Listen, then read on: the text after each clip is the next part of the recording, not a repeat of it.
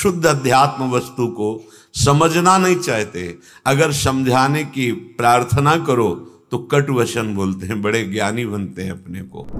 सच्ची मानिए, हमारा जीवन दिखावे में बहुत राजी होता है, प्रदर्शन, जिससे हमारा सम्मान। जब कोई कहता है विश्व में ऐसा कोई नहीं जैसा ये कर दिखाया, तो अहंकार फूल कर गुप्पा हो जाता है।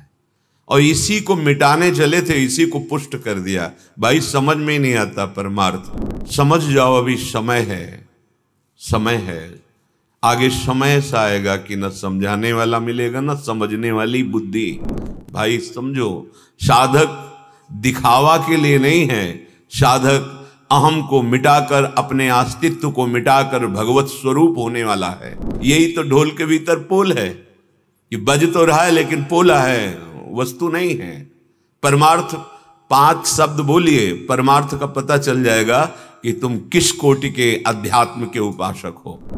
ये 5 पुरुषार्थ तुम्हारे सामने लुटते घूमेंगे, धर्म, अर्थ, काम, मोक्ष, प्रेम।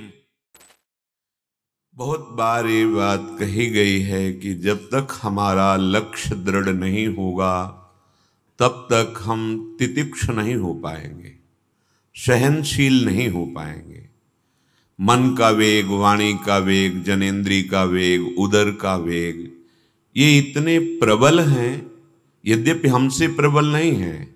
हमारे स्वरूप पर इनका कोई प्रभाव नहीं पड़ सकता, पर हम अपने स्वरूप को भूलकर देह भाव को प्राप्त होकर इनकी अधीनता बहुत जन्मों से स्वीकार किए हैं।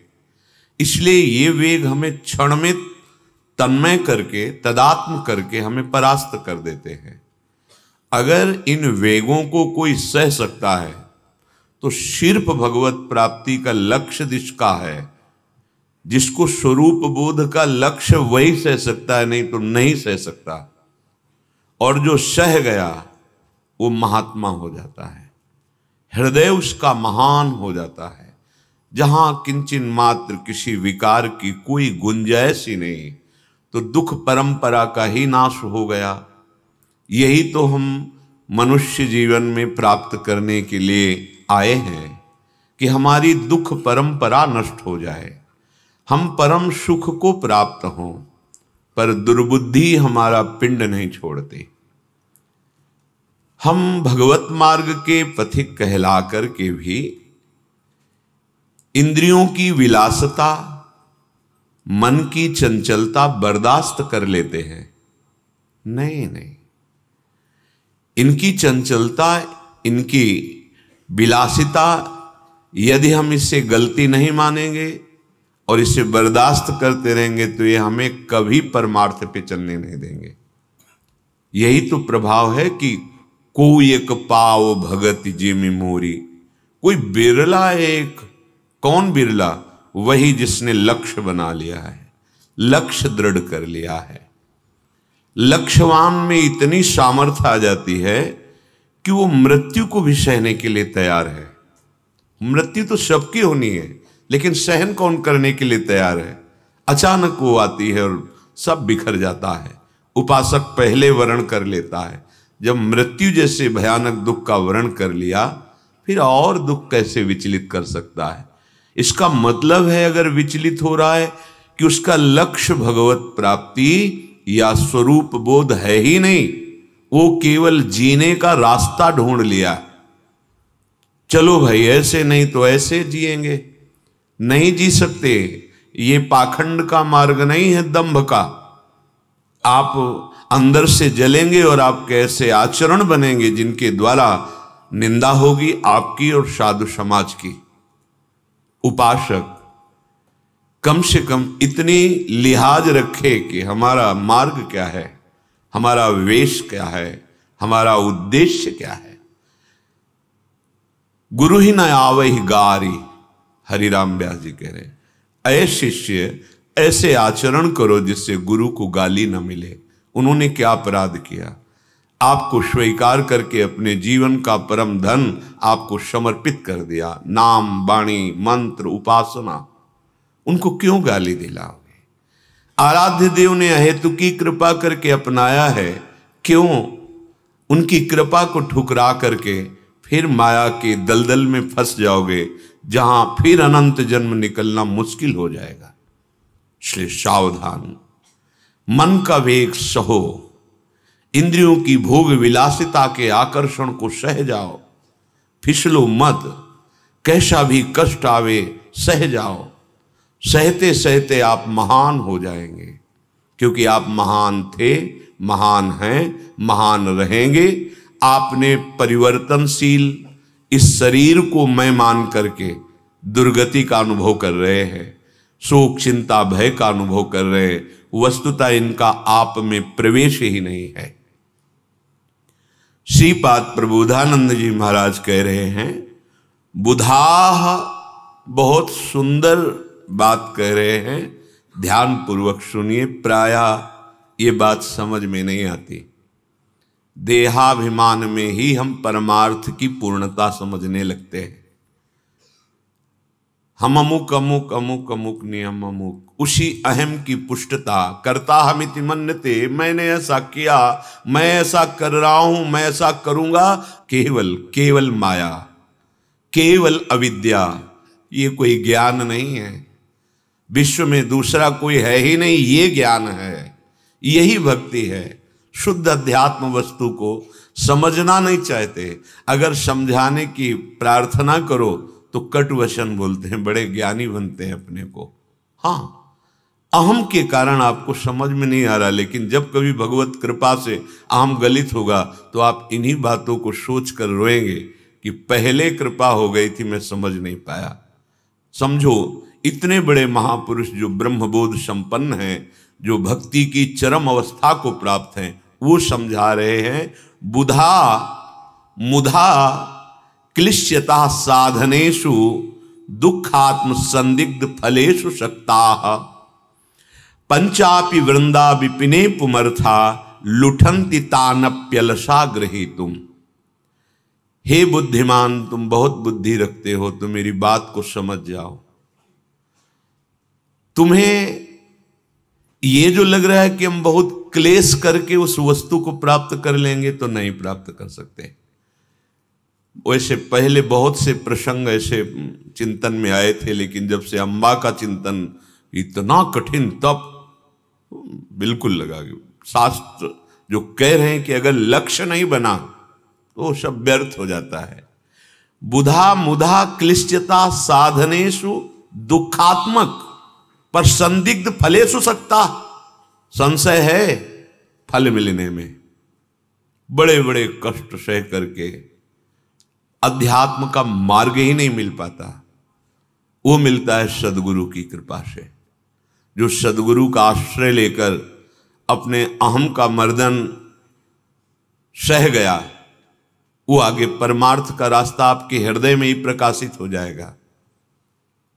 सच्ची मानिए, हमारा जीवन दिखावे में बहुत राजी होता है, प्रदर्शन, जिससे हमारा सम्मान। जब कोई कहता है विश्व में ऐसा कोई नहीं जैसा ये कर दिखाया, तो अहंकार फूल कर गुप्पा हो जाता है। और इसी को मिटाने चले थे, इसी को पुष्ट कर दिया। भाई समझ में नहीं आता परमार्थ, परमार्थ समझ में नहीं आता, और हम परमार्थ के अतिरथी महारथी वीर कहलाते हैं। समझना पड़ेगा। समझ जाओ, अभी समय है, समय है। आगे समय ऐसा आएगा कि न समझाने वाला मिलेगा, न समझने वाली बुद्धि। अभी नहीं है। कटाक्ष करते, सत्य वस्तु उनके सामने रखो कि भाई ये जो तुम हल्ला मचाते घूम रहे हो कि मुझे भगवान की प्राप्ति हो गई, कुंडलनी जागरण हो गया, दिव्यता आ गई, ये अहंकार बोल रहा है। जब मैं था तब हरि नहीं, अब हरि है मैं नाही। सिद्धांत नहीं उतरा जीवन में तो बकवास, बकवास से अविद्या पर विजय नहीं प्राप्त कर लोगे। फिर वही प्रश्न करता है कि घर वाले बड़ा झगड़ा करते हैं, अशांत हैं। अभी घर वाले, और भगवान का साक्षात्कार हो गया, कुंडलनी जागृत हो गई, अद्वैत स्थिति नहीं आई, ये सब बकवास नहीं तो और क्या है। फिर वो हृदय में उसको लगता है कि मेरा अपमान किया जा रहा है। ये अहंकार, अहंकार का मर्दन ही अध्यात्म है प्यारे। अहंकार का ब्रह्म स्वरूप में स्थित हो जाना ज्ञान, अहंकार का लय होकर भगवत दासत्व की स्थिति आ जाना ये भक्ति। समझना ही नहीं चाहता, अहंकार समझना ही नहीं चाहता, इतना दुराग्रह भर जाता है अहंकार पुष्टता के लिए, नहीं समझना चाहता।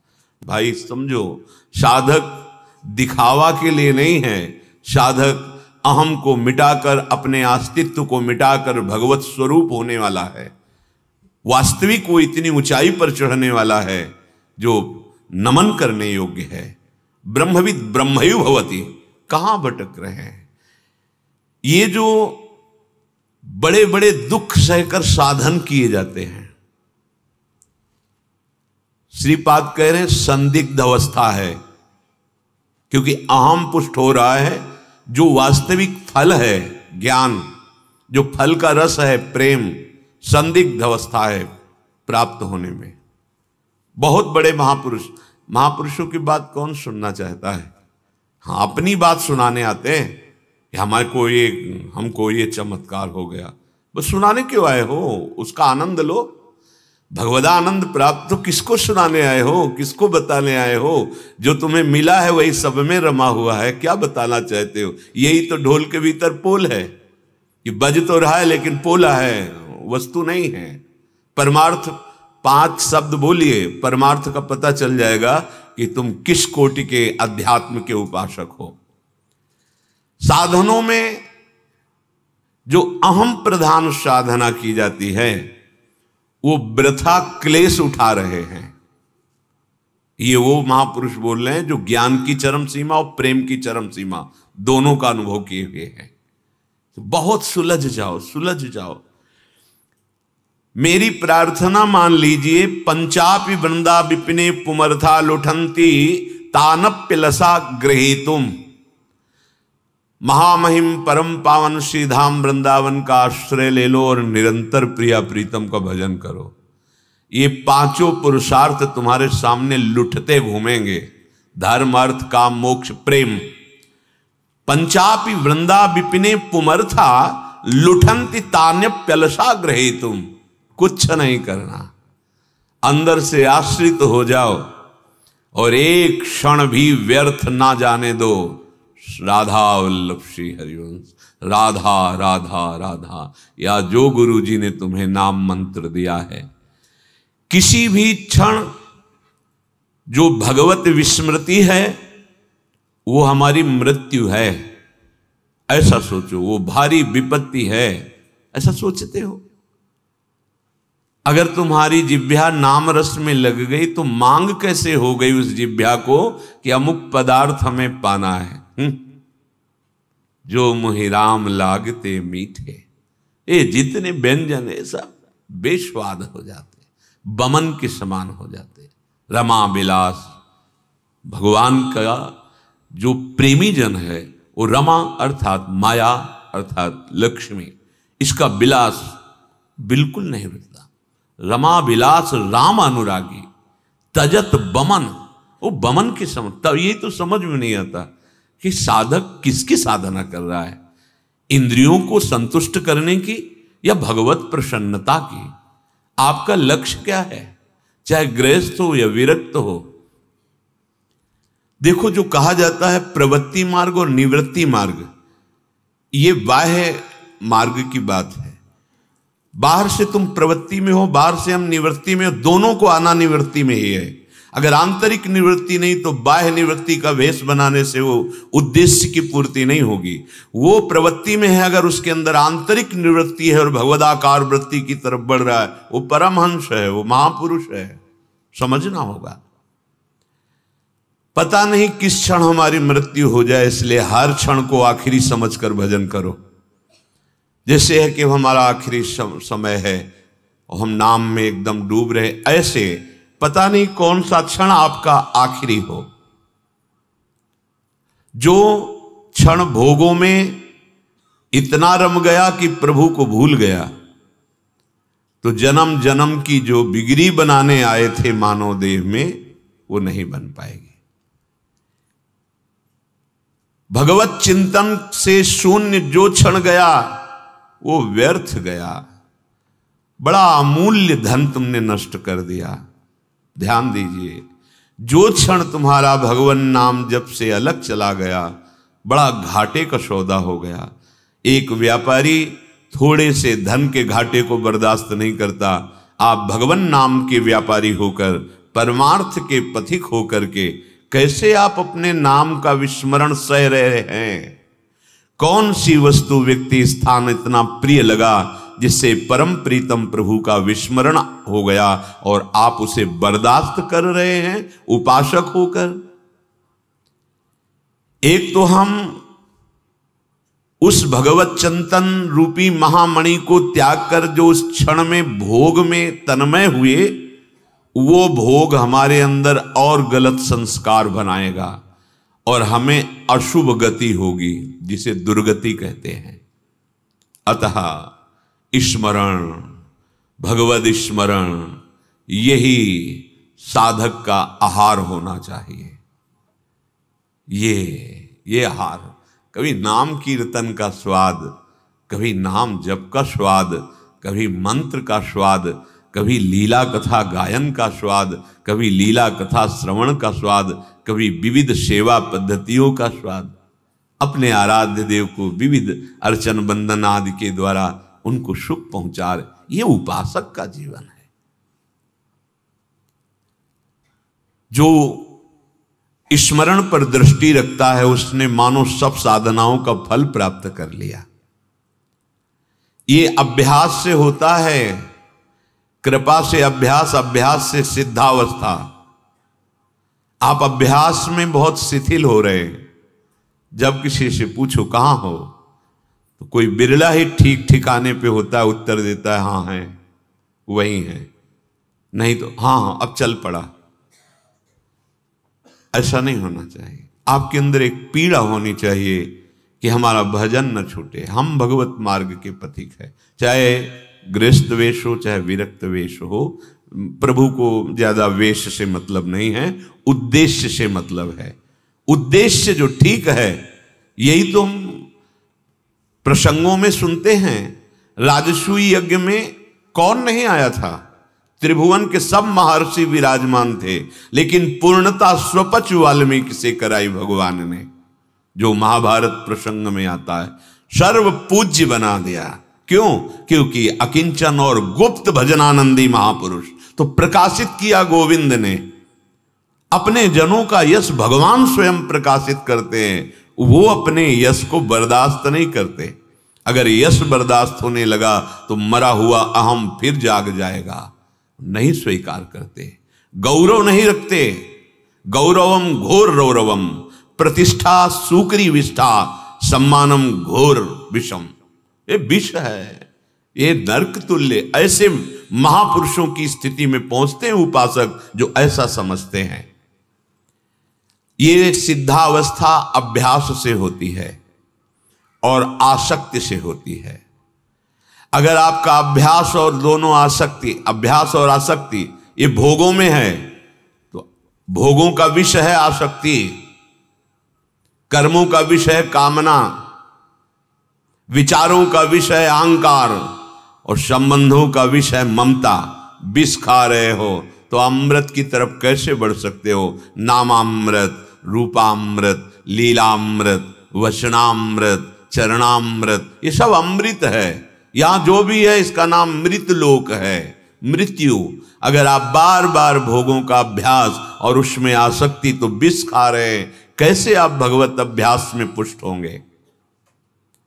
स्मरण का अभ्यास जो उपासक करता है तो ऐसी स्थिति आ जाती कि अपने आप स्मरण लगातार चलने लगता है। आसक्ति होने से गाढ़ प्रेम हो जाता है, गाढ़ प्रेम। तद स्मरणेन परम व्याकुल दे।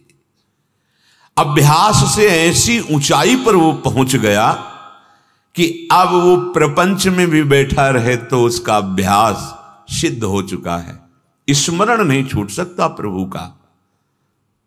जैसे पहले ब्रज युवतियां जल लेने बाहर जाती थी कुआं से, पहले कुआं थे, तो बाल्टी, रस्सी, एक घड़ा यहां, 2-3 घड़े ऊपर सर पे, और कई सहेलियों से बात करती मुस्कुराती चली जा रही, पर उनकी चित्त वृत्ति केवल ऊपर सर पे रखी मटकी पर है।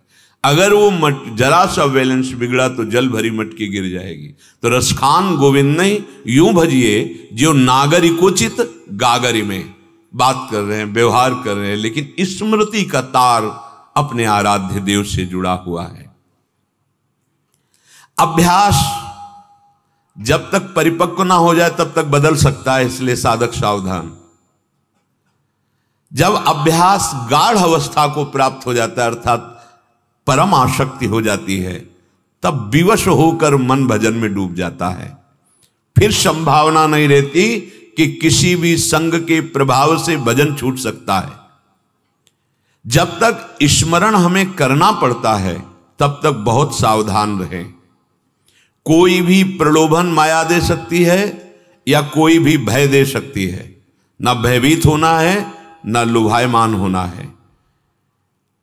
अगर आप लुभायमान या भयभीत हो जाते हैं तो उसकी पहचान है कि भजन में नीरसता आने लगेगी, स्मरण रुक रुक के होने लगेगा। जिसका अभ्यास निरंतर करना चाहते थे वो विक्षेप को प्राप्त होने लगेगा। यदि आपने स्वीकार कर लिया फेंके हुए प्रलोभन या दिए हुए भय से। तुच्छ वृत्तियों के लिए भगवत वृत्ति को रोक देना बहुत ये आंतरिक विषय अध्यात्म है। बढ़िया भोजन मिला, भूल गए प्रभु को, तुच्छ वृत्ति 6 घंटे बाद वो मल बन जाएगा। तुच्छ भोगों के लिए प्रभु का स्मरण रोक दिया, भूल गए, बहुत बड़ी हानि। साधक के हृदय में इस वृत्ति का स्थान ही नहीं होना चाहिए। अपने प्यारे के स्मरण से बढ़कर त्रिभुवन में कोई नहीं। ये जबान से नहीं, ये आचरण में दिखाना पड़ेगा। आपके सामने वस्तु आएगी, व्यक्ति आएगी, भोग आएंगे, लेकिन आपका भगवत विस्मरण ना होने पावे, घटना परिस्थिति आएगी जो भयावह हो जाएगी, भय प्रदान करने वाली, लेकिन आपको भजन नहीं छोड़ना। छूट गया मतलब प्रभावित हो गए। अविद्या ने अपने नाटक से आपको प्रभावित कर लिया। भगवत चिंतन उपासकों के जीवन का जीवन होता है, प्राणों का प्राण होता है। वो प्राण छोड़ सकता है पर भगवत चिंतन नहीं। क्या बात, ये बलिहार है। ऐसे महापुरुष जहां चरण रख देते हैं वो तीर्थ बन जाता है। तीर्थी कुर्वन्ति तीर्थानि, वो तीर्थ पाद प्रभु को हृदय में अखंड स्मृति के द्वारा बंदी बना लिया। अब वो जहां जाता है सतरति सतरति सा लोकान तारयति। कैसी सामर्थ्य आ गई। अपने तरने के लिए परेशान हो, यदि आपका अखंड नाम चल रहा है, अखंड भगवत चिंतन, तो लोकान तारयति, वो लोकों को तार सकता है। जिस समय आपका निरंतर चिंतन चलता है, एक क्षण के लिए नहीं रुकता, तो आपकी ऐसी स्थिति हो जाएगी, अगर रुकने का अवसर आया, जैसे श्वास चल रही और रोक दी जाए तो दम घुटने लगता है, ऐसे आप व्याकुल हो जाएंगे। नाम का अगर वो तार रुक रहा है, नाम की जो एक धारा चल रही, उसको किसी भी कारण से विक्षेप पहुंचा, वो व्याकुल हो जाएगा। ऐसे उपासक के संचित कर्मों में नाम आग लगा देता है। बहुत ये दुर्लभ बात है। ऐसे उपासकों के जिनका अखंड चिंतन चलता है, तो ये चिंतन, ये नाम संचित में आग लगा देता है। बहुत ध्यान से सुनना। नवीन जो क्रियमाण है, बहुत मंगलमय हो रहा है, त्रिगुणातीत हो रहा है, इसका उसको बंधन नहीं होगा, पर प्रारब्ध को भोगना पड़ेगा। ये बड़े बड़े महापुरुषों के शरीरों में देखा जाता है। यद्यपि नवीन ये प्रबल कर्म इतना है कि वो प्रारब्ध को रोक सकता है, प्रारब्ध को बाधित कर सकता है, पर जो इस कोटि का भजनानंदी होता है वो अपना प्रारब्ध भोगना चाहता है, मिटाना नहीं चाहता। क्योंकि ब्रह्मास्त्र का प्रयोग मच्छर मारने के लिए नहीं होता। नहीं, ब्रह्मास्त्र का विस्मरण हो जाएगा। उसकी एक मर्यादा है कि वो दैवी शक्ति संपन्न या महामाया शक्ति संपन्न होना चाहिए जिस पर ब्रह्मास्त्र का संधान हो। अगर साधारण पर कर दिया गया तो ब्रह्मास्त्र लोप हो जाएगा, उसकी स्मृति, उसकी सामर्थ्य। ऐसे ही निरंतर भगवदानंद में डूबकर जो जीवन मुक्तता की तरफ जा रहे हैं, वो अपने पावर का, अपने सामर्थ्य का प्रयोग ये शरीर के आए हुए प्रारब्ध के रोकने में नहीं लगाते। नहीं, शरीर अब अभिमान पुष्ट होने लगेगा। इसलिए वो भगवदानंद की मादकता में अपने प्रारब्ध को सह लेते हैं और भोग लेते हैं। बहुत सुंदर बात है, बहुत सुंदर। एक परमहंस जी मिले थे हमें इछावर बिंदौर की तरफ, जो हम यमुना के किनारे भ्रमण कर रहे थे। वो बड़े ही दिव्य ब्रह्मबोध संपन्न महापुरुष, काफी दिन संग। फिर जब वृंदावन में थे तो एक दिन देखा वो, अरे दौड़ के गए, प्रणाम किया। पूर्व 20 वर्ष पहले मिले थे तो बहुत छीड़ काय हो गए थे। तो हम कहा महाराज जी कुछ मिनट रुकिए, हम कहा अभी हम आपके लिए कुछ लाते। तो दौड़ के गए, मठा और गुड़ ये मिला तो लाए। वो परिक्रमा मार्ग में बड़े ही वैराग्य मूर्ति। तो उन्होंने कहा कि ये गुड़ नहीं पाएंगे, हमें शुगर हो गई। कहा आश्चर्य महाराज जी, हम तो आपके साथ चल 60 किलोमीटर ब्रह्माकार वृत्ति में चले जाए, हमारे थक जाते तो विनय करते थे, महाराज जी थोड़ा तो रुक जाइए। हाँ बैठ गए। हमको लोग कहते 2-4 किलोमीटर चले शुगर आपको तो उन्होंने कहा प्रबल प्रारब्ध को रोका नहीं जाता, भोगा जाता है। हमारी डायरी में लिखा है उसी समय आके, प्रबल प्रारब्ध को रोका नहीं जाता, भोगा जाता है। जो महात्मा जन होते हैं उसे रोकते नहीं है, उसे स्वयं भोगते हैं। जो नवीन आपका एक कर्म त्रिगुणातीत है, भजन, ये सब कुछ करने में समर्थ, प्रारब्ध को बदलने में समर्थ, पर इसका प्रयोग नहीं होता। जो सच्चे महापुरुष हैं इसका प्रयोग नहीं करते। प्रारब्ध को कुछ काल के लिए रोकना हो सकता है कि अभी मैं स्वीकार नहीं करता, हाँ आपको समय दे दूंगा, अभी नहीं, अभी हमारी परिपक्व अवस्था नहीं, प्रारब्ध रुक जाएगा। ये उनकी बात हो रही जो अखंड तैल धारावत भजन में, जैसे एक प्रसंग में कई बार सुनाया है, पूज्य श्रीधर बाबा ने सुनाया था, जब उनके चरण चाप रहे थे तो ये जब प्रकाशित हुआ था उनसे, तब उन्होंने वो कि देखो महात्मा जन कितने भी समर्थ हो, भोगना तो पड़ता है। बोले एक राधा कुंड में संत जी थे, वो अपना नियम से भजन करते, पूरे राधा कुंड में सोहनी सेवा करते। कोई जैसे ये बाहरी लोग तभी हम कह रहे हैं, जैसे लोग कहते हैं कि इसका शुद्धिकरण होना चाहिए, हाँ होना चाहिए, पर शुद्धिकरण पूर्ण रूप से धाम का या नदियों का तभी होगा जब हम लोगों की बुद्धि शुद्ध हो जाए।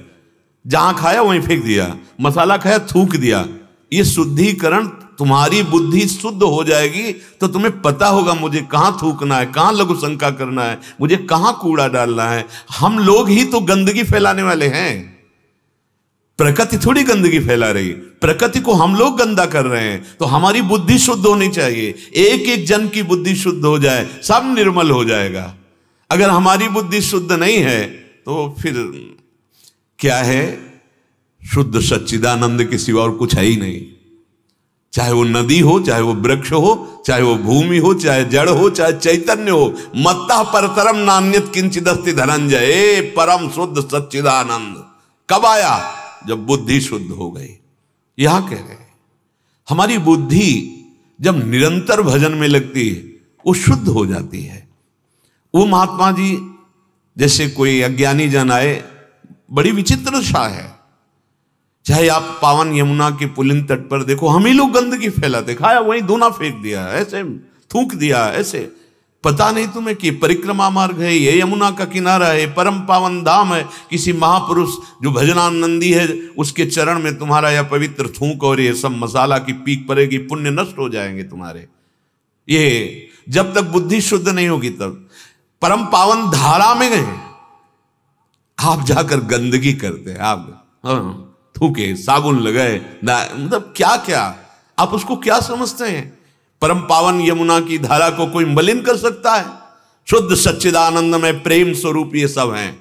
मलिनता हमारी बुद्धि में आ गई और हम ही मलिनता फैला रहे हैं। प्रकृति मलिन नहीं है, प्रकृति को मलिन हम कर रहे हैं।